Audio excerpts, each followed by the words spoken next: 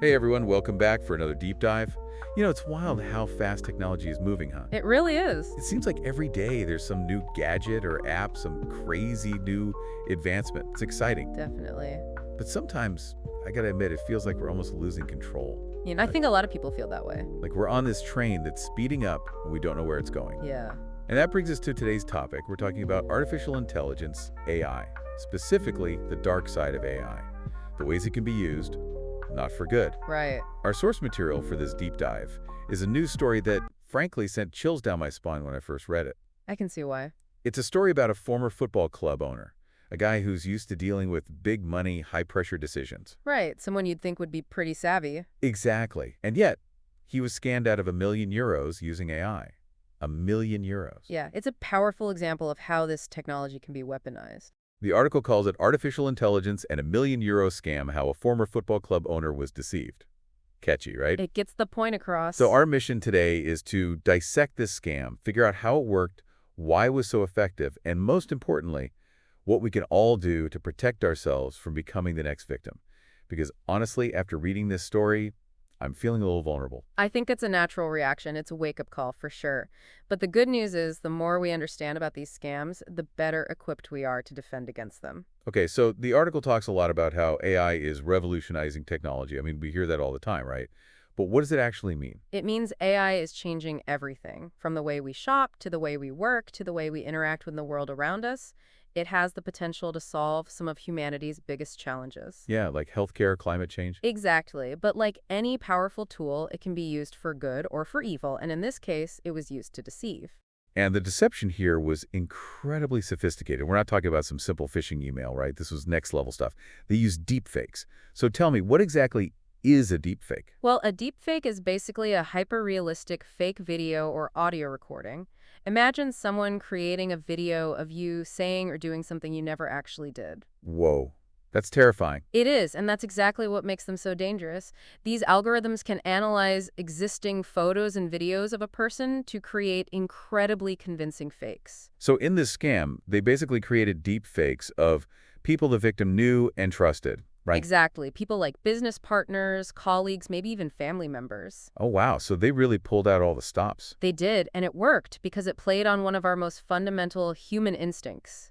Trust. We're wired to believe what we see and hear, especially if it's coming from someone we know. Right, you let your guard down because you think, oh, it's just my friend or my coworker asking for a favor. Exactly, and that's why this type of scam is so effective. It bypasses our natural skepticism. Yeah. The article mentions that the victim in this case actually thought he was responding to a plea for help with a humanitarian crisis, like a natural disaster or something. That's a common tactic. Scammers will often try to create a sense of urgency or appeal to your emotions to cloud your judgment. Right, because if you think it's a life or death situation, you're not going to stop and second guess everything, are you? Unfortunately not, and in this case, the victim felt a moral obligation to help. He felt like it was the right thing to do. So it was a combination of factors then, the deep fakes, the emotional manipulation, the sense of urgency, all of it coming together to create this perfect storm of deception.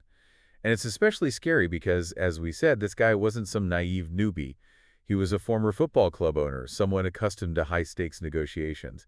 If he could fall for it, anyone could. Absolutely, and it highlights the fact that these scammers are constantly evolving their techniques. They're always looking for new ways to exploit our vulnerabilities.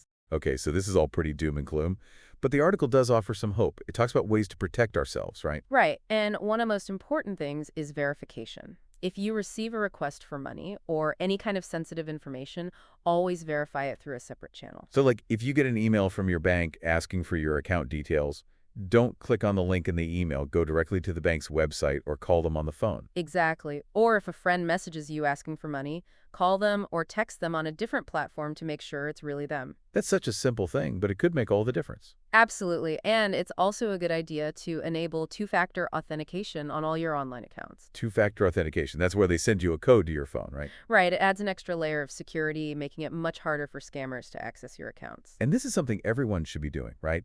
Not just tech-savvy people. Everyone. It's one of the simplest and most effective ways to protect yourself online. Okay, good to know. What else? The article also mentioned something about being cautious with financial decisions made solely through digital communication. Right. If you're talking about a large sum of money, a contract, or anything with major implications, Always try to take it offline. So like have a phone call or an in-person meeting. Exactly. Face-to-face interaction provides a level of assurance that you just can't get online. You can read body language, you can ask clarifying questions. It's much harder for someone to deceive you in person. So basically trust your gut.